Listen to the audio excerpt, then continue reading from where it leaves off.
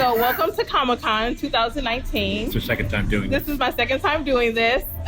This is the 50th anniversary of Comic-Con, and luckily we have able to capture Malcolm for a little interview. Malcolm Barrett. Not everyone knows who I am. Okay, I'm not sorry. Prince. You can't just say the whole thing. Okay, sorry. Malcolm Barrett. Yes. For a interview. So tell us about the Comic-Con panel that you did yesterday, Blurred. Yes. So I had a panel yesterday called The Pitching Hour, and so I have a group of friends / colleagues. We call each other Blurs, Black Nerds, and things like that. And so it's a couple different writer buddies from different shows, a couple of producers, a couple people on the panel who I'm not familiar with, but I got to learn a little bit about, who are writers in the industry. And so yesterday's panel was all about how do you break in, how do you pitch from a writer's perspective, from an actor's perspective. Also, who do you need to talk to? What are the relationships that you need to maintain, not just with talent, but with distributors, if you're a line producer or anybody of that nature. And so it was all about how you do that. And it was just different anecdotes, because we have a bunch of people with diverse backgrounds and different experience throughout all of it, who just sort of was able to share anecdotes, experience, and knowledge about the entire situation in the industry. Oh, that's awesome. Yeah. Is this your first Comic-Con panel? No. So I think I came to Comic-Con for the first time maybe 4 years ago as a fan. And then after that, I think probably the next year, I got into a show called Timeless. And so that's how I wound up being on a panel. I was on a panel with them. And then after that, I was on a show called Preacher, another sort of genre fun, perfect for Comic-Con show. And then I joined that panel, and then I did one or two other different panels about things. And so this is the second time I've done the pitching hour. And so, so I've done a couple panels and had some experience. I think I did 3 in 1 year one time. Oh, wow. You're busy. A big deal. Oh, yeah. We're hot knocking them out. We're hot in these nerd streets. We're feeling it. It's litty. I love it. I don't know what the kids say. Oh, but you're the stuff right now. You're big. Huge. So I'm big at church. So we saw you on Timeless. We saw you on Preacher. Saw you on... I like we, because it's not like you. You're like the general public has seen it, maybe. We. All of us. We've all seen it.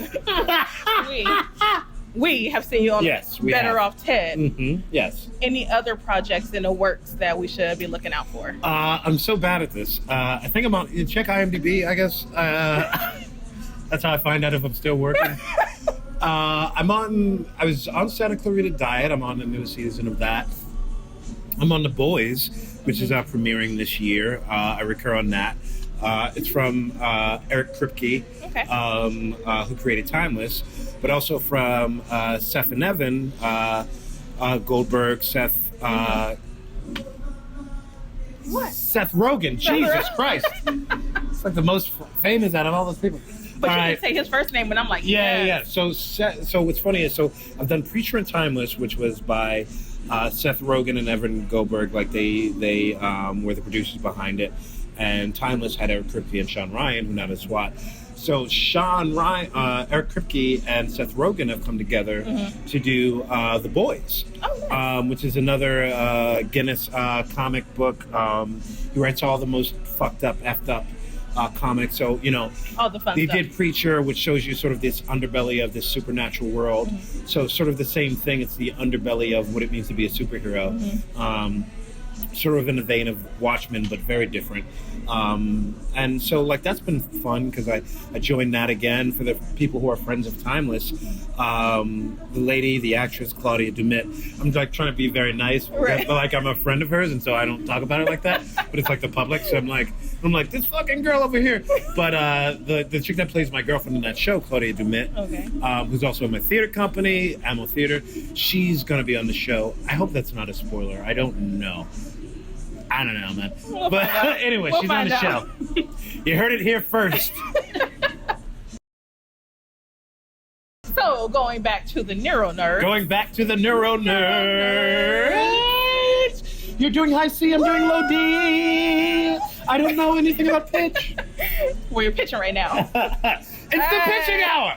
Yeah. Can you tell us a little bit more about how you got involved with the NeuroNerds? I got involved in the NeuroNerds because my best friend, or one of my best friends, Thomas Mejia, had a number of AVMs, a Chiari brainstem, and I think an aneurysm. And so he had a couple surgeries, and I'm a buddy of his, and I was with him through a lot of that. And as a result of me trying to deal with it, I wrote a play called Brain Problems that we wound up doing. My theater company wound up doing over at the Pico Playhouse. And it ran for just about a month. And I'm trying to turn it into a TV show. Okay.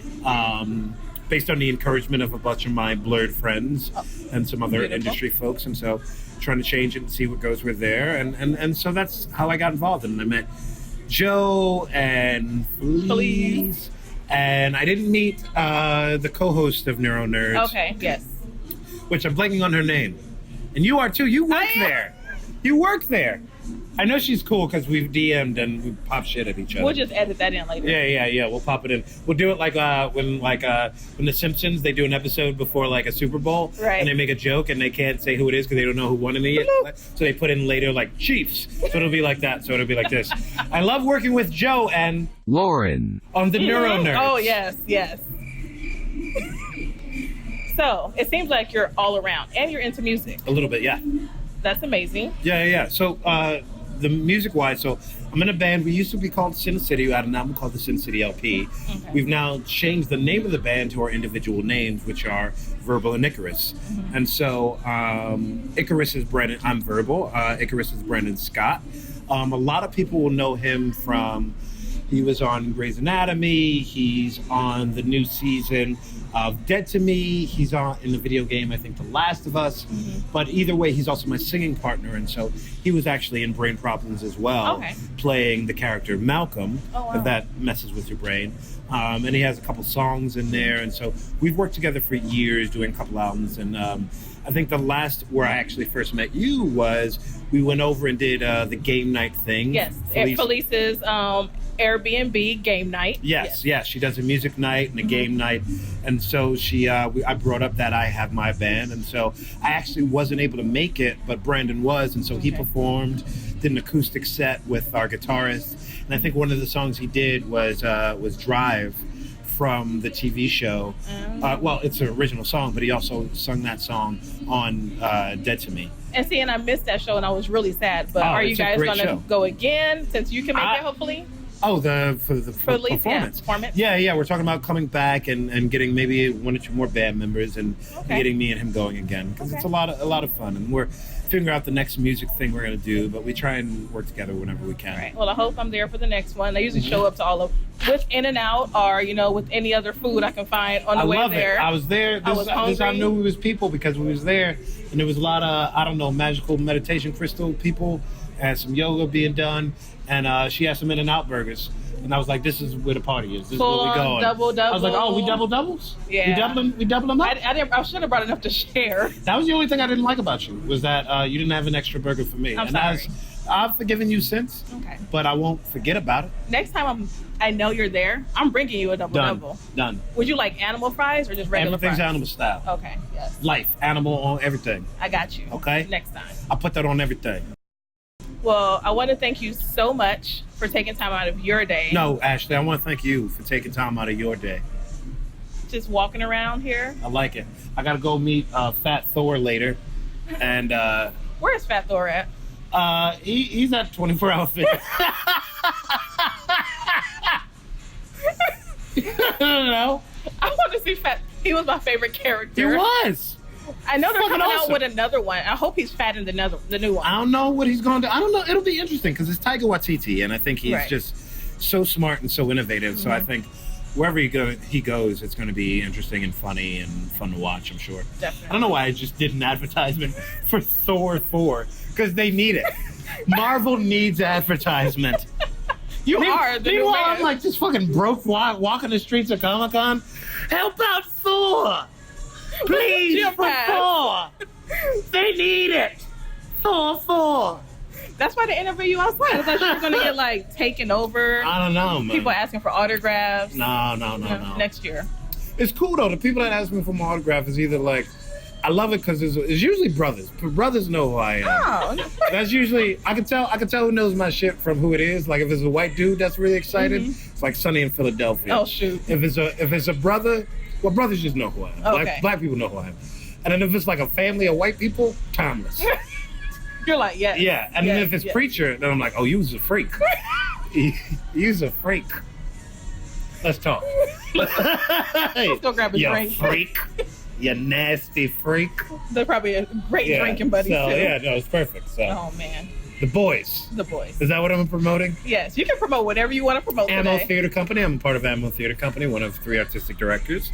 Okay. We did Brain Problems. Our dedication, speaking of nerd shit, is to diversity, women in power, telling stories that aren't normally told, and things like that.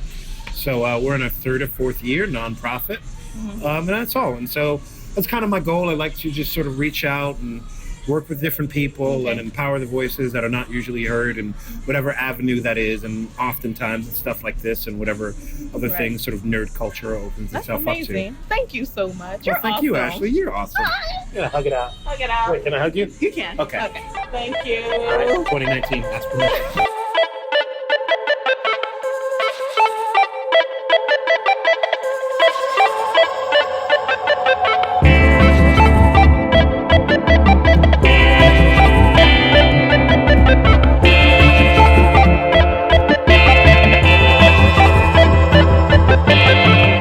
NeuroNerds.